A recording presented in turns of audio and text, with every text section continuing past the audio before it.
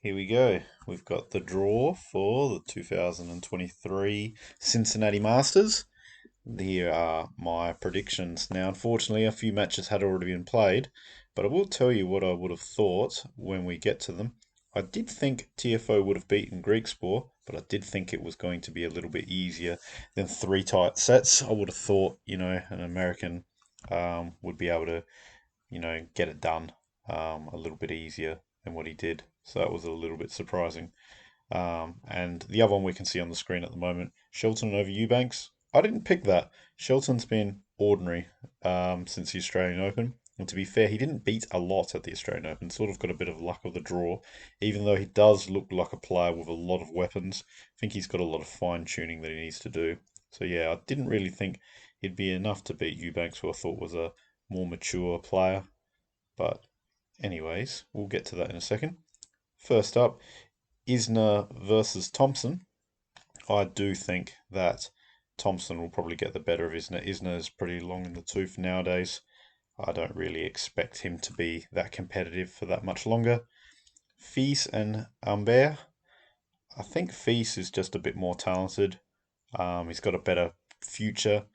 Humbert is, you know, a good player, but not a fantastic player. I think Fils will have a better career than Humbert. It's just a matter of time for him to be able to show his real quality. I think he's getting there. He might only be a year or two away from really breaking out. So these are the sort of matches he needs to start winning, and then eventually, be winning them more consistently. When it comes to Kekmanovic and Paul, I did think that Paul's got a real chance, but maybe the fatigue of the previous week might weigh him down. And Kekmanovic is a player that's played quite well in America before, especially on the hard courts. So I think he'll be right at home. Tiafoe, as we've seen, has already won.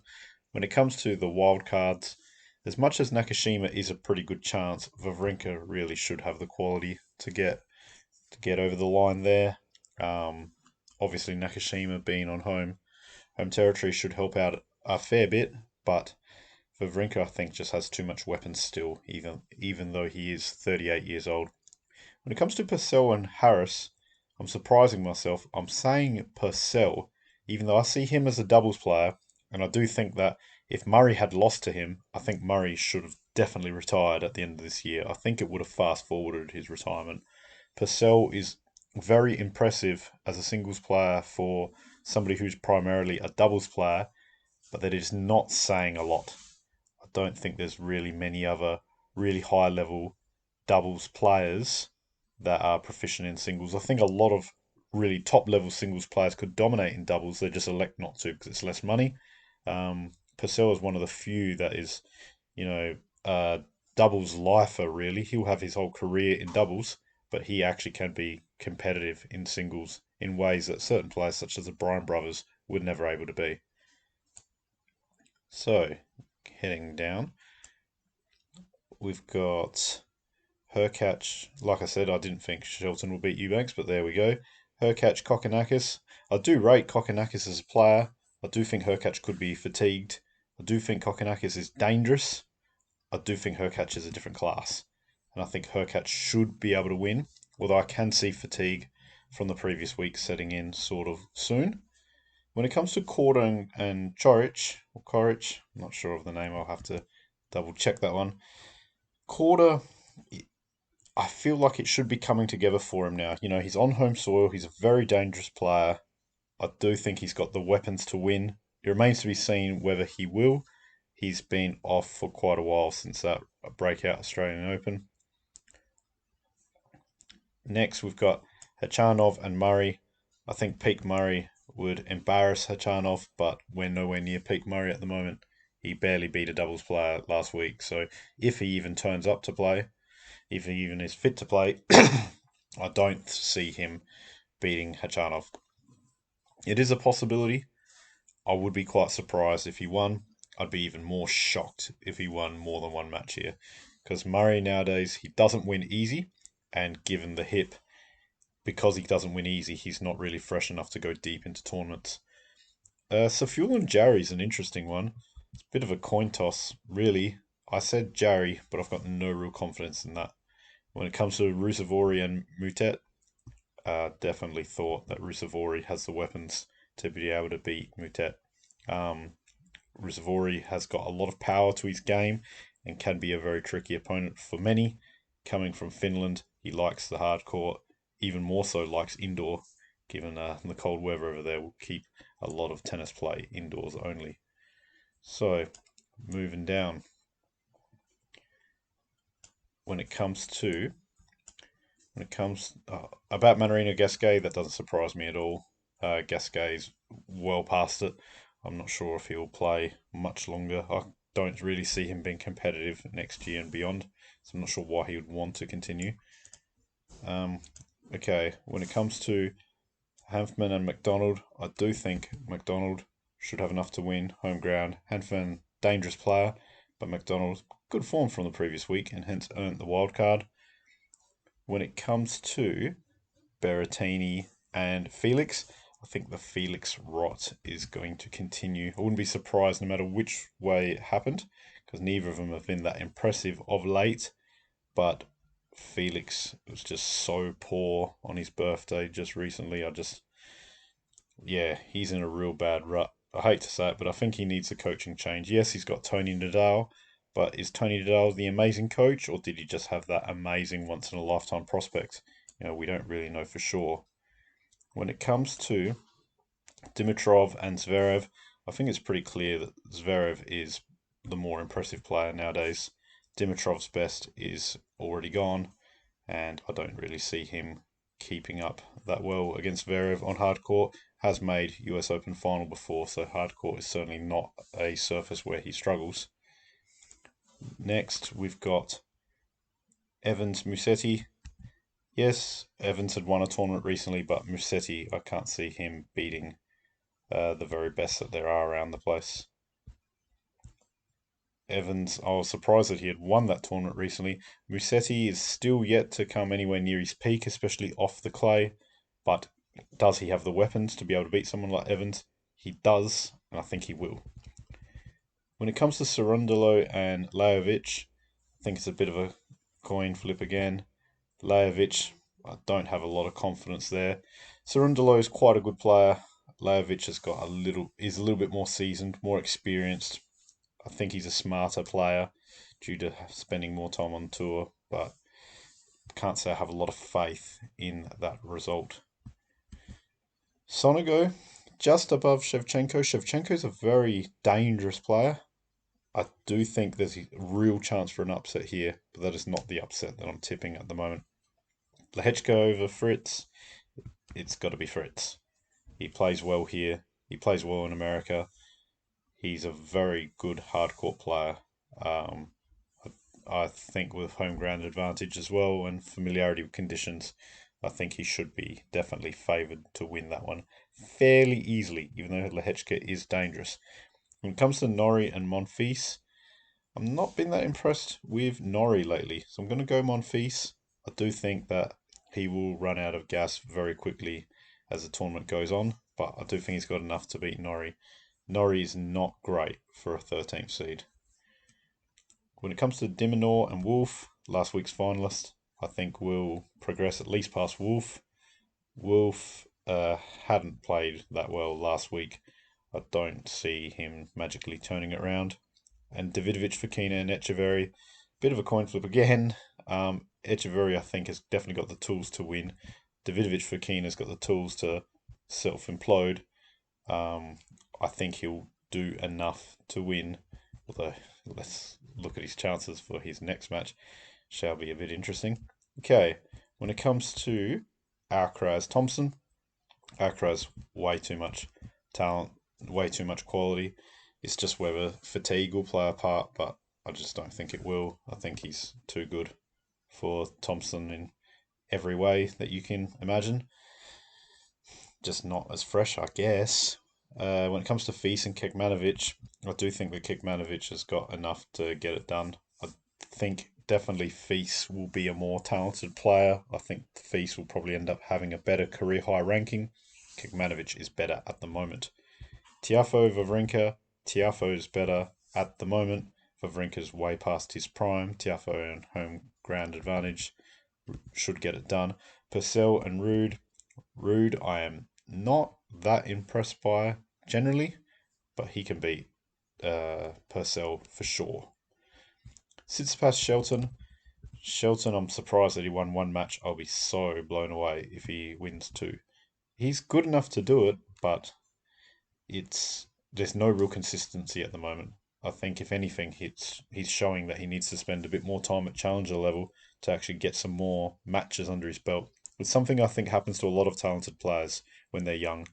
They they go straight into the seniors and they're only winning a match or zero matches every tournament, and it ends up being a lot of losses, a lot of travel, and not really much to show for it.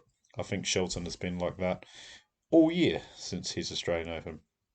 Hurkacz quarter, that's going to be a fairly tight one, but I am going to err on recent history. Say Hurkacz quarter hasn't won a lot lately. He's had his injury worries. Hachanov, Jari. Hachanov has got. He's a bit more of a seasoned player. Definitely tip him to win. Here's my first big upset. One of the few real big upsets I've picked. Rusevori to beat Rublev. Rublev plays in a very one-dimensional way. I think Rusevori can trouble him tremendously. Another player that played very much one-dimensionally in the past, Team, when he played against Rusevori a number of years ago in Davis Cup, Rusevori won very, very easily. Although that wasn't an indoor hard court, I believe, in Davis Cup. But Rusevori has the game to beat these big power players. He can do it, he just doesn't do it that often. I do think there is potential for him to climb the rankings in future. Whether he will, I'm not sure. But I do see a little something in him. When it comes to Rune and McDonald, Rune should win fairly easily. Don't really need to discuss that one much, I wouldn't have thought. Manarino Berrettini, bit of a coin flip. Berrettini, I think, is the better player, even though I can see him losing that one very easily.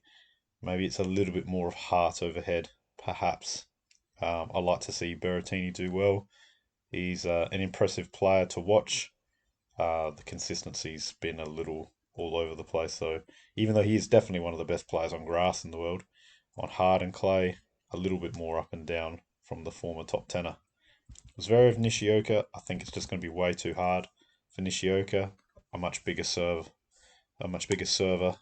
many more weapons for Zverev.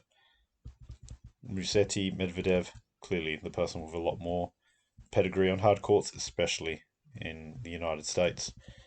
And then right down the bottom, Sinner Lajovic. I think Sinner will continue the good form from winning the tournament last week. Definitely tip him to win through fairly easily there. Sonego Fritz, again, should be Fritz fairly easily. There's a player that is American and plays best on hard court, and there's a player that is not American, not even from the Americas at all, and plays best on clay. So I definitely think Fritz should win that. Diminor Monfils. I've mentioned Monfils' fitness in the past. I'll mention it again. I don't think he has the fitness to beat Diminor. Diminor had just made a final. Did get blown out a bit, but Diminor's got the game to be able to live with Monfils before he runs out of puff. And those really hard ground strokes of him stop going in, and he's just got to go for broke because he doesn't have the legs or the lungs anymore. When it comes to Davidovich, Fokina, and Djokovic, Djokovic should win that fairly easily. Just a way more consistent and skilled player at the moment. He has lost to him before on clay, but I think that's just going to inspire Djokovic to bury Davidovich, Fokina this time round. All right, heading back to the top, Alcaraz, Kekmanovic. He's beaten him on American hard courts before, Alcaraz has, and I think he's going to do it again. I feel the talent level is a bit too big. I don't think Kekmanovic has been in the best of form for a while. When it comes to Tiafoe and Rude, Tiafoe, I think, can get it done. I don't have a lot of confidence. I do feel like either of them will have a tough time against Alcaraz. I don't have a lot of confidence that one of those players is, noticeably better than the other. Probably just going home ground advantage, really. I feel Tsitsipas will beat Hurkacz. Bit more quality as a player, bit more weapons. A bit more used to going deep in these tournaments after beating a number of people, a number of quality opponents. Khachanov, Rusevori, just gone for the seasoned player that's done more in their career and probably will. Rune, Berrettini. Rune is a lot more talented, I think, than Berrettini. He's got a lot more to his game. Berrettini could win here, but I have a feeling it could be the last time he's ever real competitive against Rune, because Rune, I think, is just going to get better and better year after year, and Berrettini's not going to be able to live with him. Zverev Medvedev is a big one, but the thing is, I feel like we're not talking about peak Zverev. We haven't for a while, not since his injury at the French Open. So I say Medvedev. Could be a very hard match though. When it comes to Sinner Fritz, I'm just going with Sinner because I think he's on a bit of a hot streak. I think Fritz is a little bit up and down. Sinner, I believe, has beaten him here before. So he's a very good player in general, Sinner. He's getting better all the time. He's high on confidence. I think it's going to take a lot to beat him, and I don't think Fritz will quite get it done. Djokovic Dimonor, I think it will be another blowout like it was in Australia. Some say that Djokovic was irked by the comments of Dimonor, sort of saying that Djokovic was hamming up that injury and wasn't really injured. I sort of think it's sort of true, but I probably wouldn't be saying anything negative about Djokovic if I was going to be playing him. And yeah, I think Djokovic took it personally, and to be honest, pretty well embarrassed Dimonor in Australia in front of his home crowd. I think he's going to do it again in front of a different crowd. Heading back towards the top. Alcaraz Tiafo. I think Alcaraz will be able to get that done. I think Tiafo is not really the same level as Alcaraz, even though they were competitive at the US Open last year. I think Alcaraz will beat him most times over the rest of their career. Tsitsipas over Khachanov. I think it's going to be close, but Tsitsipas is a little bit more seasoned, a little bit more quality. I think he'll get it done. When it comes to Rune Medvedev, Medvedev has got more pedigree on hardcore. Rune hasn't really done that much, actually, career-wise, really, since winning the Paris Masters. I think he's made, what, fourth round and quarterfinal of the Slams. But, yeah, he doesn't... I don't think he's really living up to his ranking. His ranking could fall down a bit if he doesn't do well in this last part of the year. When it comes to Sinner Djokovic, I think Sinner's run ends here. I did say that it would take somebody of quite some quality to be able to beat Sinner, and Djokovic is definitely the man for the job. So,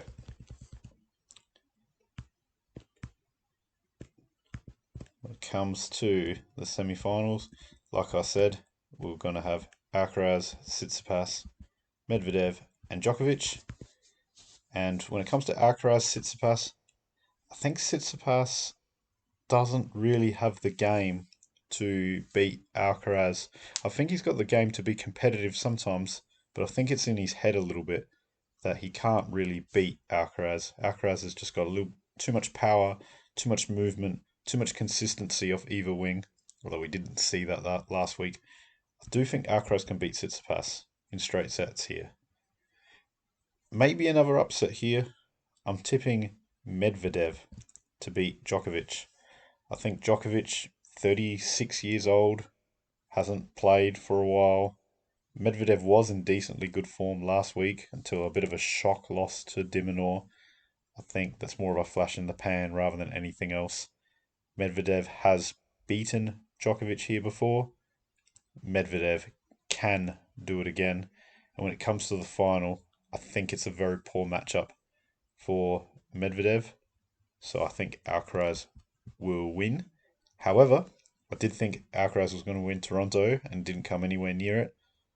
I think Djokovic has got a real chance of winning because the only player that really looked really good last week, you could say, was Sinner.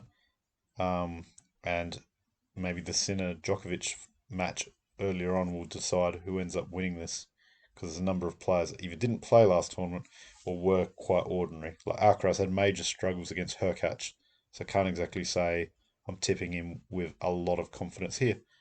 But yeah, that's pretty much how I think it'll go.